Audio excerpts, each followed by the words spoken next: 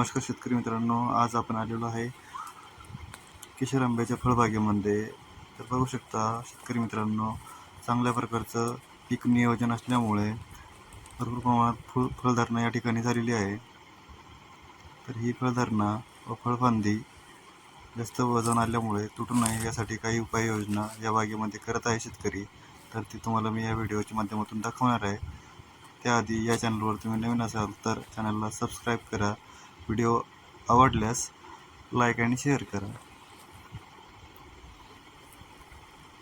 काही प्रमाणात फळफांदी टिकवण्याचं काम झालेलं आहे.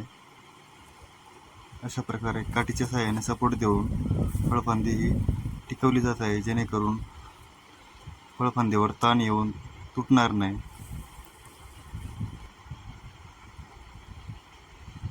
काही ठिकाणी जास्त प्रमाणात फळधारणा झालेली असल्यामुळे 2 ते 3 काठ्यांचा सपोर्ट घेऊन फळफांदी ही टिकवली जात आहे.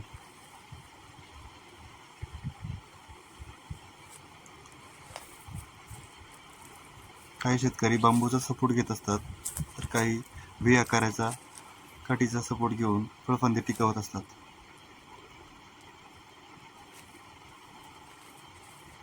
मालाची साईज पण 100 ते 125 ग्रामपर्यंत झालेली आहे, त्यामुळे वजन हे फळफांदीवर जास्त येत असते.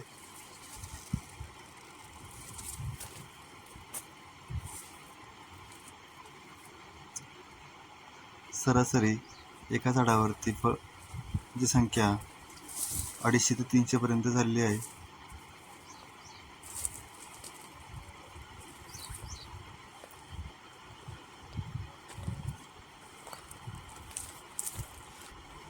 तर बघा, काही शेतकरी वर्ग हा या पद्धतीचा वापर करून फळफांदी टिकवण्याचे कार्य या बागेमध्ये करत आहे.